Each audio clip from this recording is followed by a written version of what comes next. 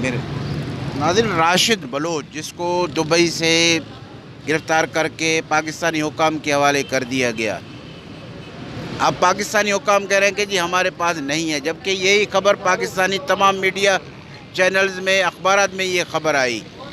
تو اس وقت راشد بلوچ کے بھتیجی ہمارے ساتھ ہیں، آئیے ان سے پوچھتے ہیں کہ آپ اس سلسلے میں کیا کہیں گی۔ ابھی حال ہی میں جو راشد کو گرفتار کیا گیا، کوئی خبر، کوئی تازہ اطلاع آپ لوگوں کے پاس آئی ہے؟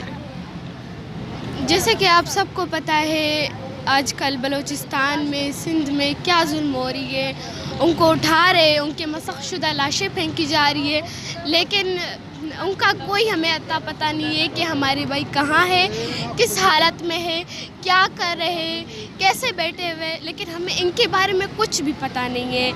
ہم ریاست سے یہی اپیل کرتے ہیں کہ آپ ہمارے بھائیوں کو لوٹا دیں ہمیں، اگر ان پہ کوئی جرم ہے تو انہیں عدالت میں لے کر آئے۔ آپ کی کورٹ کیوں بنے، آپ نے کیوں بنائی ہے؟ اگر میں ریاست سے یہ کہتی ہوں، اگر آپ ان کو کورٹ میں نہیں لے کر آتے تو آپ نے کورٹ بنائی کیوں ہے؟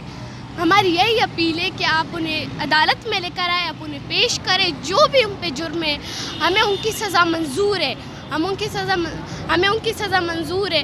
بس ہم یہ کہہ رہے ہیں کہ انہیں اپنے ٹارچر سیلز میں نہ رکھیں، انہیں اتنا سزا نہیں دے۔ اگر آپ نہیں لے کر آ رہے تو ہم ایسے ہی روڈوں پہ نکلیں گے، ایسے ہی احتجاج کریں گے اور اپنے کوئٹہ پریس کلب جائیں گے، کراچی پریس کلب جائیں گے۔ ہمارے دروازے اب یہی ہے، اب ہم کہیں نہیں جائیں گے جب تک ہمارے بھائیوں کو نہیں لوٹاؤ گے۔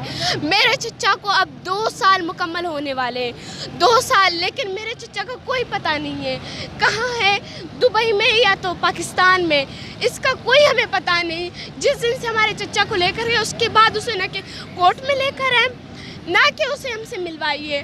میں یہی اپیل کرتی ہوں کہ میرے چچا کو بازیاب کر دو۔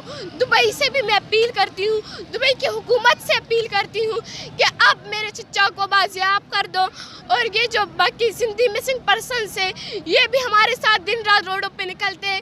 ہماری نیند حرام ہو گئی ہے، ہمیں سکون نہیں ملتی، ہمیں چین کی نیند نہیں ملتی، ہم ایسے ہی روڈوں پہ نکلتے ہیں۔ اب میں حکومت سے اپیل کرتی ہوں کہ میرے چچا کو بازیاب کر دو، ان سب کو بازیاب کر دو۔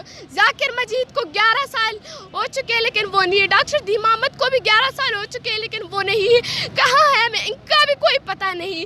آپ سوچیں 10 سال سے ان کا کیا حالت ہوگی، ہم 2 منٹ کھانا نہیں کھائے، پانی نہیں پیے، ہماری کیا حالت ہوتی ہے، لیکن آج ان کا کیا حالت ہوگی، آج کیا بلکہ ان 10 سالوں سے ان کی کیا حالت ہوگی۔ بس میں حکومت سے اپیل کرتی ہوں ان سب کو بازیاب کر دو۔ ابھی ہم خاموش نہیں بیٹھیں گے، ہم ایسے ہی ملیں گے اور ایسے ہی دن رات روڈوں پہ نکلیں گے، اپنے بھائیوں کو لوٹا دیں گے۔